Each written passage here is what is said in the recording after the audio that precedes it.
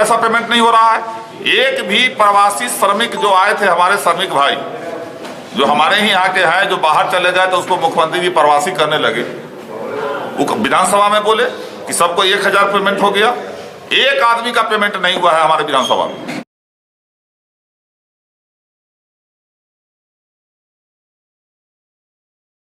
पंचायत समिति की बैठक तकरीबन 4 साल से नहीं हुई। अब कारण क्या है वो मैंने जानता है। उनके खिलाफ लोग जिलाधिकारी, पंचायती राज पदाधिकारी से सबसे बात की है। चुनाव जीतने के बाद हमने सोचा कि इतनी बड़ी बदनामी हो रही है हम लोगों की कि हाँ भ्रष्टाचार चरम पर है, आम जन का काम नहीं हो रहा है। इसके लिए मैंने प्रखंड विकास पदाधिकारी जी से बात किया और कहा कि अविलंब आप समीक्षा बैठक बुलाइए, जिसमें हर विभाग के कर्मचारी से लेकर पदाधिकारी तक रहेंगे। और जैसा कि हमने देखा कि अधिकतर लोग रहे, अंचलाधिकारी के छोड़ करके बाद बाकी सब लोग उपस्थित रहे। और इसमें देखने को मिला है जैसे नल जल योजना है, मुख्यमंत्री जी भी कहते हैं कि हाँ नल जल योजना में गड़बड़ियां होगी तो उसकी शिकायत हमको लिख करके दीजिए, मैं कार्रवाई करूंगा। तो सबसे पहले मैं नल जल योजना का शुरुआत किया। उसमें कठिनाइयां हो रही है कि कहीं बिजली कनेक्शन नहीं हो रहा है, कहीं कोई पाइपलाइन बिछाने में गड़बड़ी हो रही है।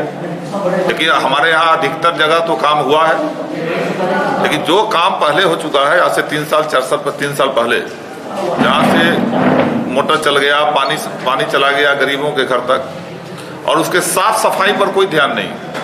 अक्सर देखा गया है कि 5-6 महीना पर टंकी को साफ किया जाता है ताकि पानी गंदा ना हो, लेकिन आज 4 साल में आज तक वो सफाई नहीं हुई। जिसके लिए मैं बोला हूँ कि नहीं भी उसकी व्यवस्था होनी चाहिए ताकि गरीब लोग पानी पिएंगे, अगर गंदा पानी पिएंगे बीमार पड़ेंगे, बीमार पड़ने के बाद बीमारी फैलेगी, तो उस पर भी ध्यान दिया जाएगा। इंदिरा आवास में कितने लाभुक हैं, हमारे यहाँ कितने का पैसा बचा हुआ है, क्योंकि बिचौलियों के द्वारा 20 से 25 हजार रुपया उगाही किया जाता है और तब वो जाकर गरीब को पैसा दिया जाता है। तो इसकी जानकारी भी मैं लिया हूँ कि हाँ कितने लोगों का प्रथम किस्ती पेमेंट, प्रथम पेमेंट हुआ, कितने का दूसरा किस्त हुआ, कितने का तीसरा किस्त हुआ, किस कारण से वो बचा रह गया। और सबसे बड़ा मामला है दाखिल खारिज का। जैसा कि मैं ब्लॉक से अभी जानकारी लिया हूं, हमको सीओ के जो यहाँ प्रतिनिधि थे उन्होंने जानकारी दिया है, वो पैसा पेमेंट नहीं हो रहा है। एक भी प्रवासी श्रमिक जो आए थे, हमारे श्रमिक भाई जो हमारे ही यहाँ के हैं, जो बाहर चले गए तो उसको मुख्यमंत्री जी प्रवासी करने लगे।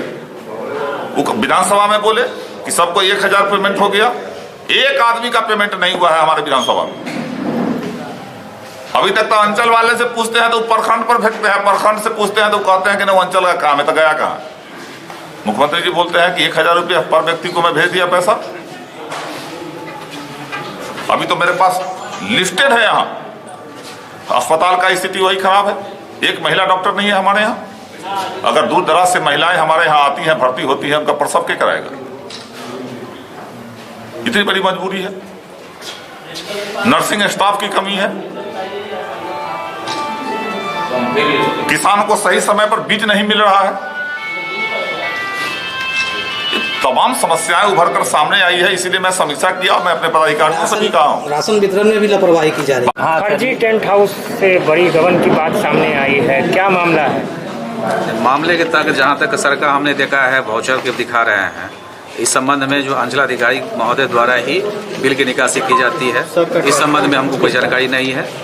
मेरा इससे बिल की निकासी चूंकि अंचल के द्वारा किया जाना है, इससे हमको इस संबंध में कोई जानकारी नहीं। मतलब आपदा को अफसर में बदला गया है, लग रहा है आपको मुसहरी में? नहीं, ऐसा मैं नहीं मानता।